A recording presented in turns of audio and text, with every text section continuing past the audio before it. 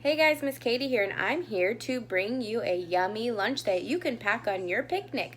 For this one, you are going to need some bread, some lunch meat, some cheese. It could be a cheese stick or sliced cheese. I love tomatoes, so I'm going to put tomatoes on mine, some blueberries, and you're going to need a stick. And we are going to make a sandwich kebab. So for my first step, I cut everything into nice squares so they can go on the stick very easy. I just cut up the cheese stick, I cut up the tomatoes, and I cut up the lunch meat.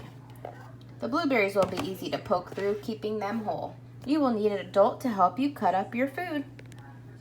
The second step is to push them all through and make a pattern on your stick. So if you were looking at my kebab, you can see I have bread, cheese, a piece of meat, a tomato, a blueberry, bread. What do you think is going to come next after the bread? If you said cheese, you're right. And I am all done. And look at that yummy kebab sandwich with all of that healthy lunch on it. You guys can put whatever you like to have on your sandwich or on your plate, all on a kebab stick, and pack it for your picnic. Bye, guys.